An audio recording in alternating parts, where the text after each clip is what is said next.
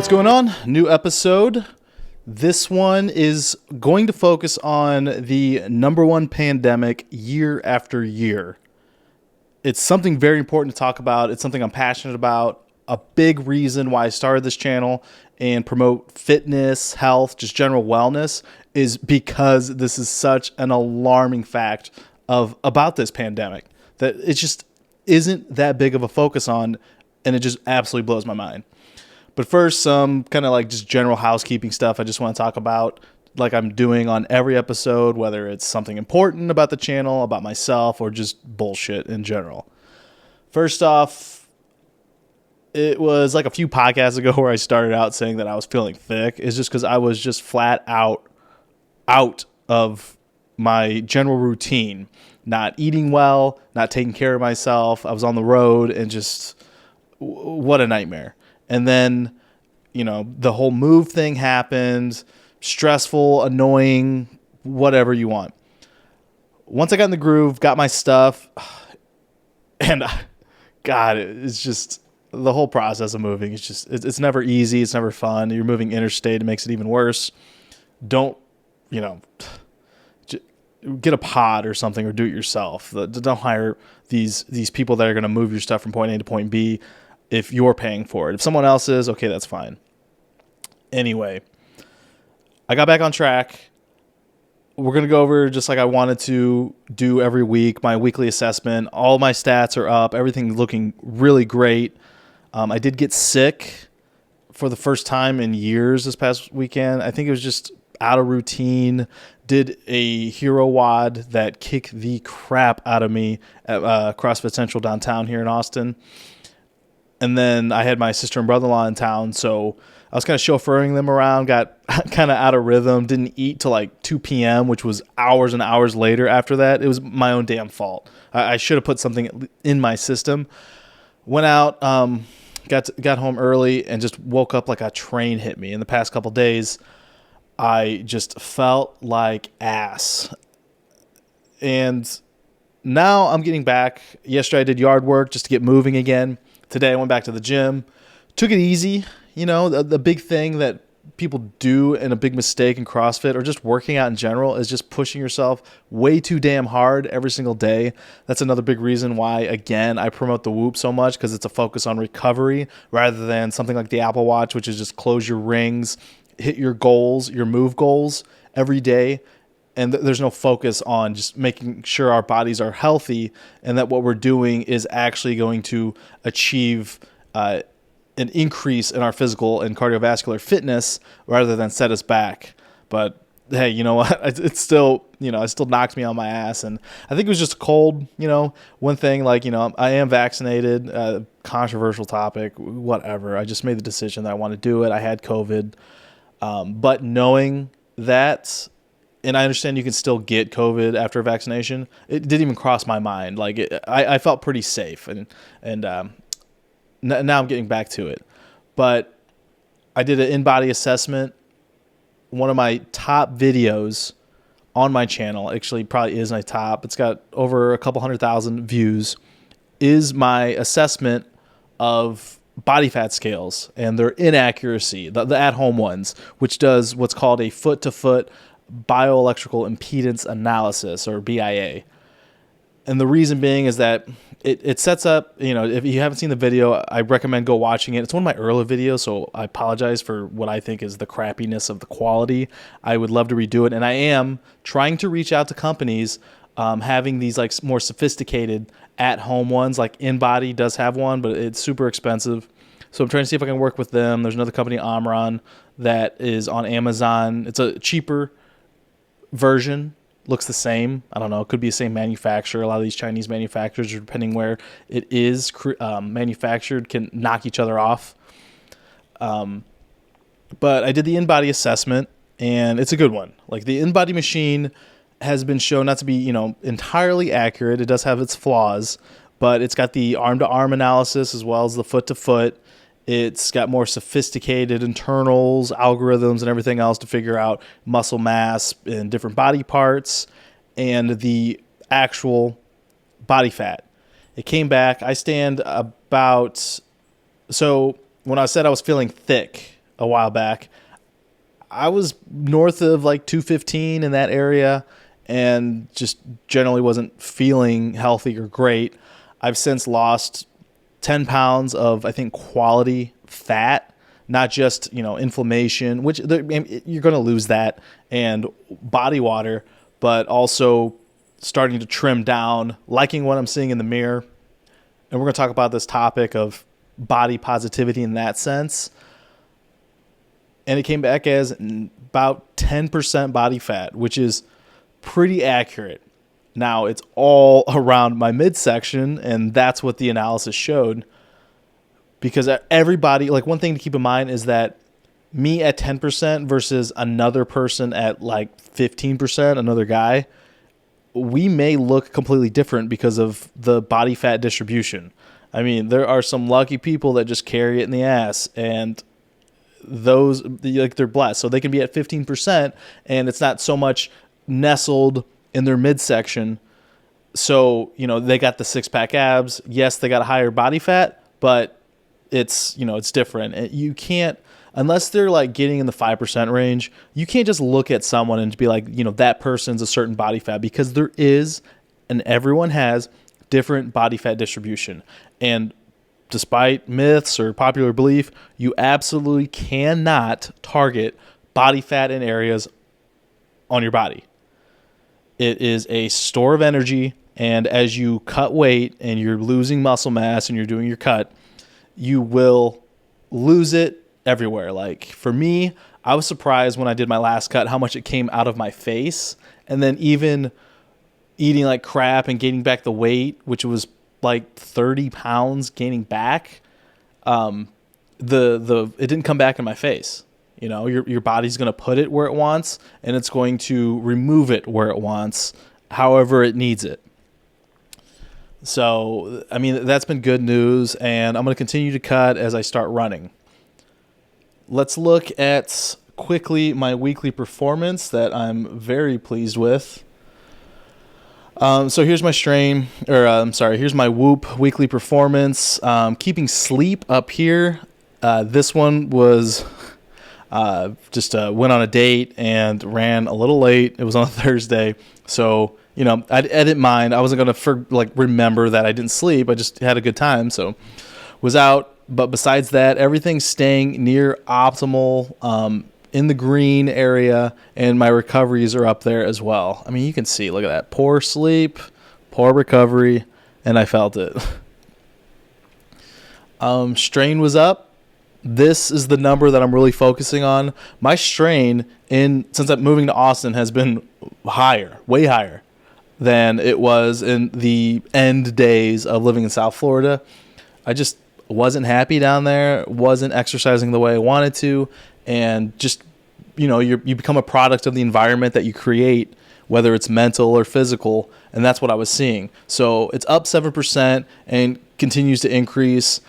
The reason it's at 12.7 is just because, on my recovery days, I generally try to recover. So my cardiovascular strain on those days, according to Whoop, is generally sub 10, around probably like the 6 or 7 area. And the days I've been working out, it's 13, or in north, generally 14. The Hero WOD that we did on the 4th of July was the highest strain of any workout I think I've ever done, including Murph. I don't know what it is. Again, my body could have been put into stress, and it could have been the beginning of when I was starting to get sick, but it put me at a 15 strain. It was just a killer workout. It was a dedication to the 19 men that died in Arizona wildfires. I believe there's a book. I don't think I have it anymore. I think I lent it to someone because it's just a book that needs to be passed along and read.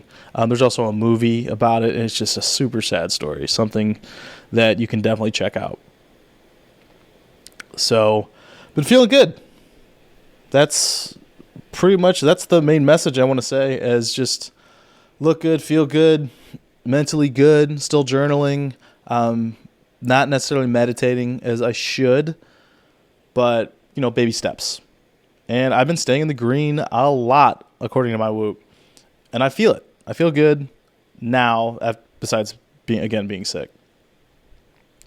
Next thing I want to discuss is working with a supplement company. I did the podcast when I first moved here, and it was generally just talking about all the different supplement companies I like to use. The generalized supplement company is First Form that I like to use. So I'm trying to discuss with them, and I said since the beginning I'm going to be as transparent as possible. Listen, I'm going to continue to venture out, try very industry or products that are difference makers in the market. Like I'll continue to actually use Go One More Sport by BPN supplements because it is good. I used it before my workout tonight, and it's noticeable. I love it. I'm still going to use Athletic Greens. I think, there's a lot of supplement companies out there making green powders and red powders, but when you get a company like Athletic Greens solely focused on making the best green juice possible, it is hard to beat. Your focus isn't there. Now, if someone else comes along, I'm going to try that. There's another company, Matt Frazier's company. I don't know exactly his ownership structure in it, but he's definitely promoting the hell out of it. They just announced today their pre-workout Fuse, something I'm going to be looking into. He posted something on Instagram. I sent him a message to try to see what's the market differentiator in Podium supplements or Fuse in general. It's not going working with First Form. And it's only an affiliate kind of way. They're going to have no influence in what I do, what I say, any products I push. It's just going to be another way to support the channel. And I truly believe in First Form. I believe in all of the supplement companies that I discussed in that other podcast. It's just I have a personal connection with one of my best friends working. I've got other friends that work there. It's from my hometown in St. Louis. I think Andy Frisella is a beast. A lot of people out there do 75 hard.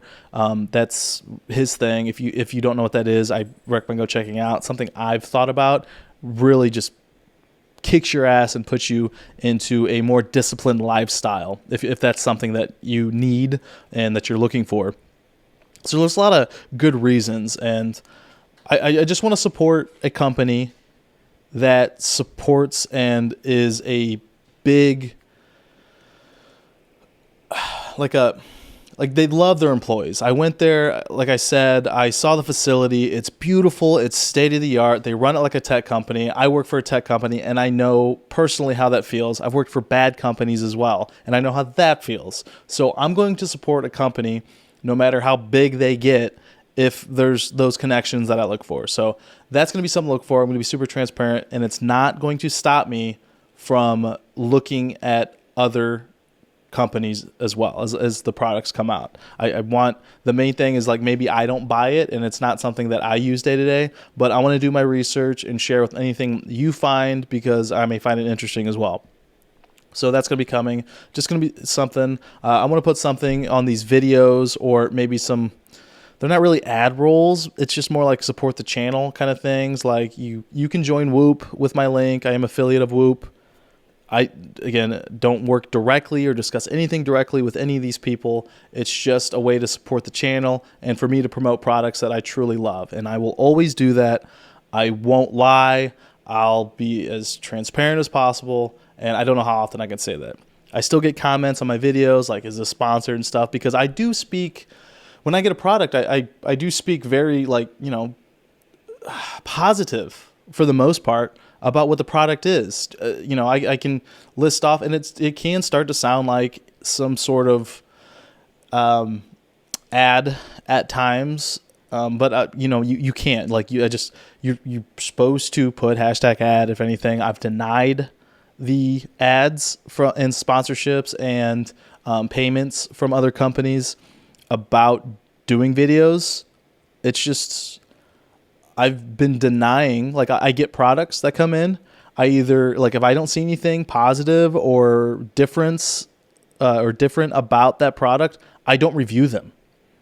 Maybe I should. Maybe I should throw some out there that are, of products I don't like. But then I feel bad, and because it's you get this product, company sends it to me, and I'm like, this thing sucks. There was one company where I did straight up told them, it was a body fat scale. It was garbage. I straight up told them, like, I didn't say it was, I didn't tell them it was garbage. I just said, here's a whole list of things wrong with your product, of my test and stuff. And they were like, you're not going to do a video, are you? And I was like, no, I'm not. And they said, hey, we'll put it back to our developers and we'll keep working at it. So that stuff does happen behind the scenes sometimes. Before I get into the main, Metcon 7, what the hell? Like, release it in the US, please. I keep seeing all these videos of people in the UK and Europe and stuff opening them. I'm just jealous. That's all I want to say. I'm just super jealous. My Nike Metcon review video is becoming the most watched video review on any Metcons, which is super exciting. And it's such a short span. Like, if you look at the one like barely above me, it's only a few thousand views above me.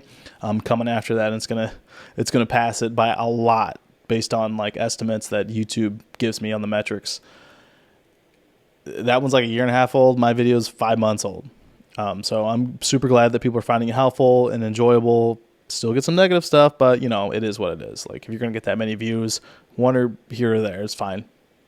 So let's get into what I was talking about, like the body positivity stuff and the number one pandemic that no one's talking about, which is cardiovascular disease or heart disease, whatever you want to call it. It's generally preventable, and it kills upwards of 18 million people every single year. I'm going to repeat that. 18 million people every single year. And it's just, I don't, it doesn't make a lot of sense. It was a big factor in the deaths of COVID. There was comorbidities were found to be deficiencies in vitamin D, and it's very tough to talk about this, especially on YouTube, because there's a lot of censorship going on about data out there. But the data is, facts are facts. Like, if this video doesn't get monetized or whatever, that's fine. I don't care, because you got to get those facts out there. So vitamin D deficiency and obesity. It was a big thing because both of those led to compromised immune systems, and it let this new respiratory illness take over, and unfortunately, so many deaths. And it was found, a lot of sunlight, people that are generally healthy had nothing to worry about.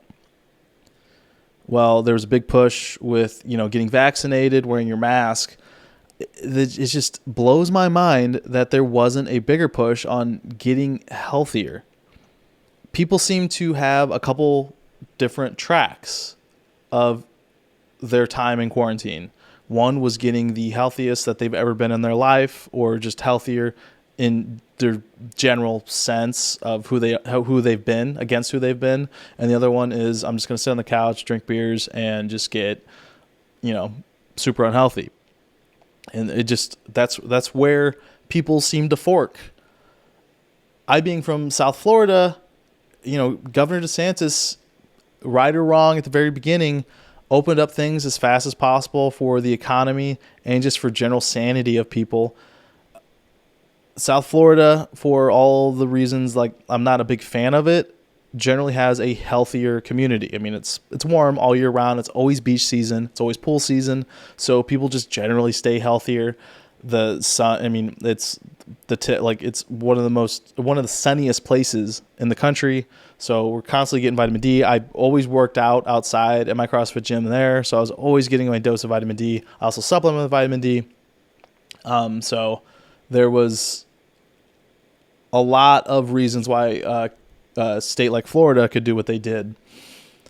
But let's go. I want to read. I've got cdc.gov because I don't want this thing, like these facts, just to come out of my mouth without people seeing. If you're listening, what I am pulling up right now is cdc.gov heart disease facts. And a lot of these, I posted it as a comment or a post on YouTube. I don't know how often people see those things. It had a pretty good interaction, but it lists a lot of these facts. So we're going to focus on the United States, but like this first point applies worldwide. Heart disease is the leading cause of death for men, women, and people of most racial and ethnic groups in the United States. That also translates to worldwide. So despite who you are, it affects every one of us. Like, you just get rid of all the sexual or racial borders of different diseases and how they attack us. It affects everybody. One person dies every 36 seconds in the United States from cardiovascular disease.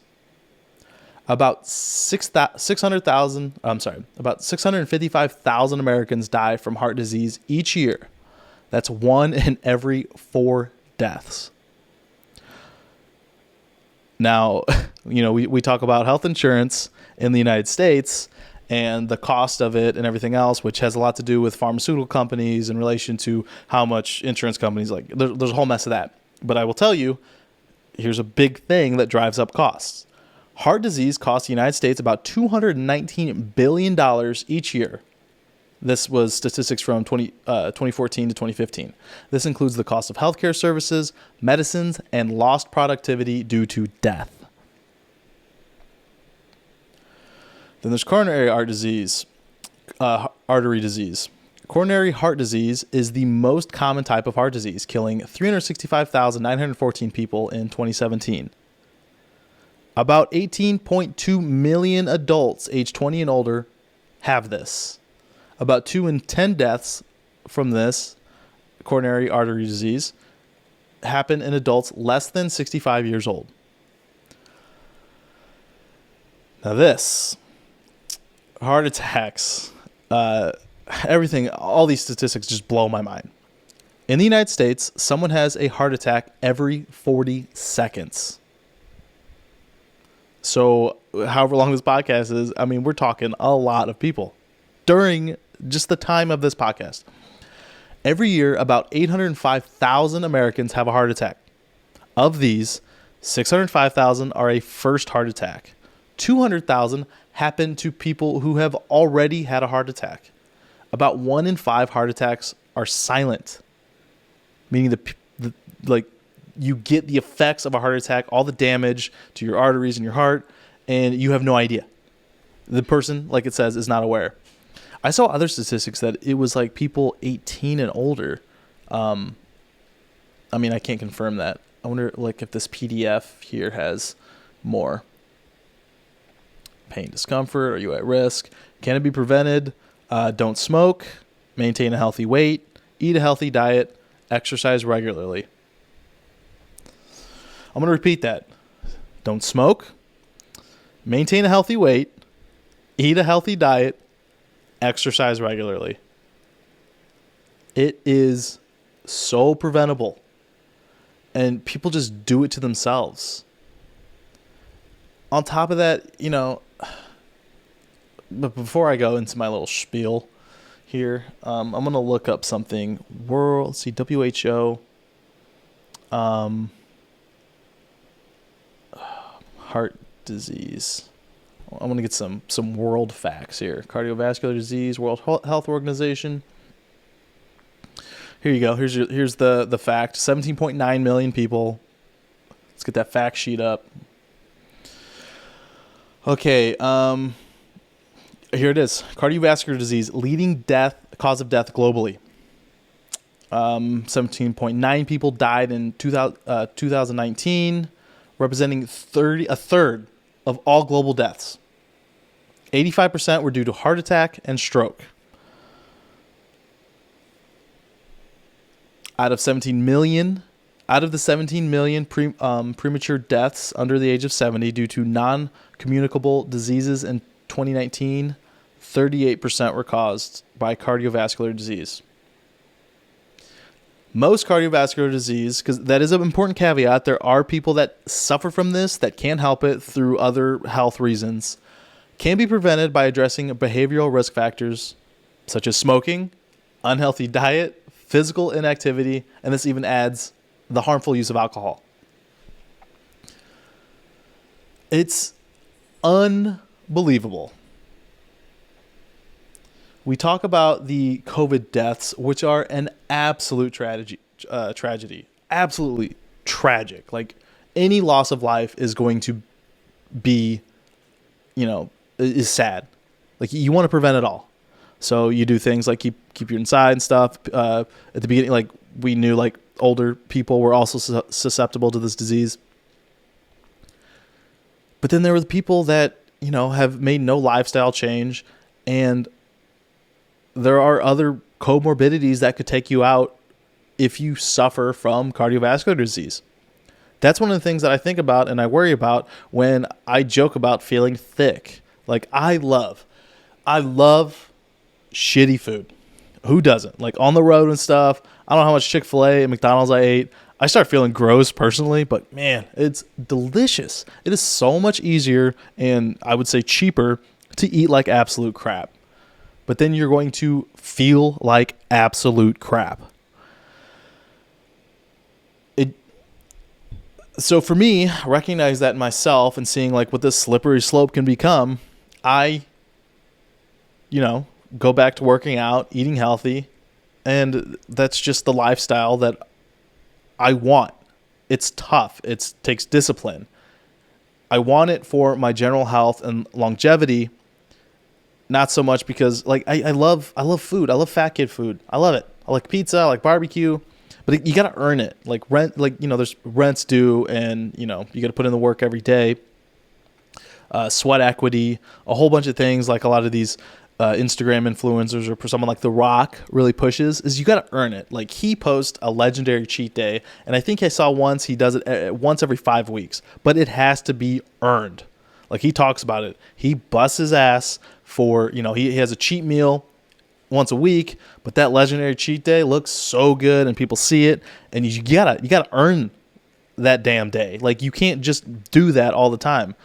I give myself a cheat meal once every week, and then I've decided I do a legendary cheat meal every 5 weeks. Not so much. I haven't earned it as of late, so I really got to bust my ass. So I'll probably miss this next one and get back on the other one. But I do. Like I went to Terry Black's. By the way, Terry Black's beef rib is so good. If you're ever in Austin, I mean, it was lined out the door, but the line went, I'm getting off track, but my mouth's watering. I'm salivating. I'm so sorry. It was so good. It costs a lot, I'll tell you. But those are like, you appreciate those days way more. Like, I'm not saying like, if I ate that every single day, I wouldn't be a happy person, but it makes me happier to look forward to something like that and having what I think is a guilt-free meal. Like I don't think there's going to be any long-term or harmful detrimental effects of eating something like that. So then we get to the topic of like things like body positivity, and I don't, it's not the greatest topic to tackle because people do want to feel good about themselves. Like generationally, millennial, like where I fall in, or Z or whatever the hell it is after me, doesn't seem to want to work hard, in my general opinion, and of people that have worked for me professionally. I was raised with a very hard work ethic that you got to earn and appreciate what you have. But you got to earn it. You really got to work, and you really got to earn it, and it makes everything so much better. Everything you do so much better. So for me, like I'm willing to put the work in the gym. My days of competitive any sports is behind me, but that's why I do things like CrossFit, and I want to get back into jiu-jitsu and some Muay Thai and stuff. I think they're fun stuff, and it keeps me fit. But this thing about body positivity is evolution-wise, fit people are generally what you seek, because it's an innate thing in us that, back to the hunter-gatherer days, that someone with, bigger muscles and stuff is going to be someone that has general fitness, the ability to reproduce, and they have genes that you inside want to pass on. There's some divergence there with how humans are, just because our brains work differently, but overall, fit people are what we want to see, because it signifies like healthiness. And there's a lot of literature on this. Like books like Sapiens and Homo Deus are great reads, can touch on this. But then there's this body positivity thing that we deal with of people that are morbidly obese, like incredibly out of shape, And people think it's body shaming to be like, hey, maybe get a little exercise in there. But I mean, you can look at the statistics. I'm sorry, but like, no matter how positive you want to be about your body, if you are by all metrics an obese person, it is so harmful for your health. And it's something to think about, because you're just walking yourself into an early grave. So when people go, hey, someone like Jillian Michaels, she's loud, outspoken, whatever. When she says things about celebrities, she gets backlash for it. But she's right. She's 100% right. And how about like Adele? Adele worked her butt off, put herself on a diet, exercise, and got backlash from this like community of body, like it was like kind of like reverse body shaming. Like, why'd you do this? You've abandoned this segment. But like, she saw that she wanted to be a healthy person. So how about like, a little praise for the hard work she put in, because she clearly busts her ass. She looks great. And then there's also like the actress, the Australian actress. God, I'm sorry. I got to look this up. She was in Pitch Perfect. Rebel Wilson. Rebel Wilson did the same thing, and she looks fantastic. I mean, her name, big part of the films, it was Fat Amy, but she took a lifestyle change, and she looks fantastic. And we got to be mindful of and think, facts don't care about your feelings. I don't know how many times we got to say that, and that's like a new phrase that came up with the snowflake generation and people getting their feelings hurt and stuff. Yeah, like, people saw me at the gym getting a little thick, and they told me, they were surprised to see my body in that condition, but and it stings a little, sure. How about like the comedians Tom Segura and Bert Kreischer? Their fame blew up through fat shaming each other, and they lost a bunch of weight. And it was, is that the most effective? They had some hilarious events happen during that whole thing, and it was on Joe Rogan years ago.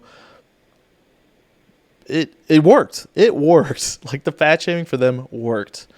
That's not like a healthy way, but like the body positivity stuff comes in, I believe, when you're someone that always thinks they're fat when they're not, or thinks they're too skinny when they're not.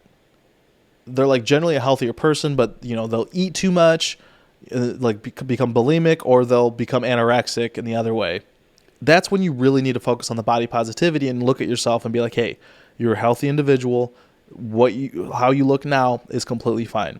The body positivity stuff doesn't need to come in when you are way off the BMI scale and you're at risk for things like diabetes, cardiovascular disease, and you're, around 30 years old and you're going to have a heart attack. Like, come on, hard work sucks. Working out can suck.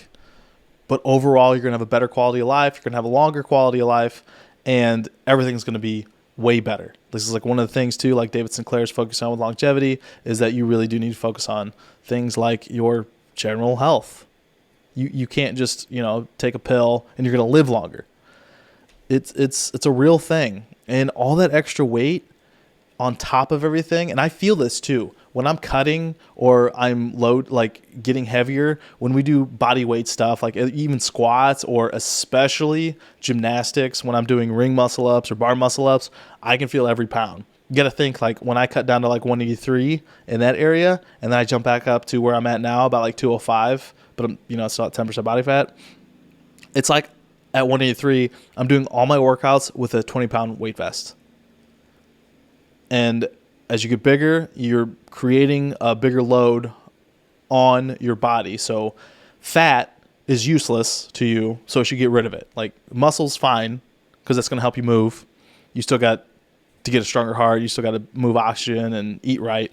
But it's the fat is just completely useless. You got to get rid of that. So I'm trying to be mindful of that, and I'm trying to cut that as well. So I just want to share those facts because it's a big reason why I want to promote this channel. I'm doing it from a tech perspective, but I also want to discuss things like those statistics from the CDC and World Health Organization of this insane pandemic that we're continually going through, and there's been no change. We're talking decades of this crap, and here in America, we are probably the worst culprits because, I mean, we want to fry everything. When I went to Evansville, Indiana, I ate something called a meat Twinkie. I took one bite of that thing. Although delicious, I could taste all the grease. And I was like, oh, my God, I can't have this in my life. I ate like half of it. I couldn't finish it just because you don't need to go that far, you know? Anyway, I hope you got something out of this. The statistics are just insane and eye-opening, and they're just not going to change because there's no general conversation. We're just pushing back on it. We're being body positive of people that are generally unhealthy and are at risk for some very severe health issues in the near term. So people just avoid it. COVID. If you're a healthy individual, the likelihood of you dying from COVID was pretty slim. So, anyway, I'm going to continue to preach this topic and push people to get healthier. I just wanted to discuss this, read verbatim from these organizations about these statistics, and hope that, they continue to push change. If I can motivate one person to get in shape, I'm there for it. So, to wrap this up, I just finished all my review research on the Nerve Run Smart insoles. That's going to be the next video out. I'm really trying to push these videos out, but I tell you, and I showed kind of like a behind the scenes, like all the research and stuff. I'm just reading clinical articles one after another and journal articles, finding what's right, what's wrong, trying to read white papers, trying to read patents, and all of this with my day job going on, and then trying to have there's a lot going on. And then it was 4th of July weekend. So some of the extra stuff is no excuse. I gotta be putting in the work. But now's the fun part. Script's written. Get to film it. Shoot some B-roll, which is all of the overlaid roll of when I'm discussing the product. And I'm super excited. I love these products. The next video after that is going to be the 8 Sleep mattress that I got. Wow. Incredible. I sleep like a furnace, so that thing keeps me cool, or it can keep you warm, and it has 2 zones. That's got a whole bunch of stuff that I'm going to go over in that video. So super excited about that. So stay tuned. Thanks for listening. If you haven't subscribed on Apple or Spotify, I would appreciate if you did. Give a like to this video, and I will see you all in the next one. Thank you for watching.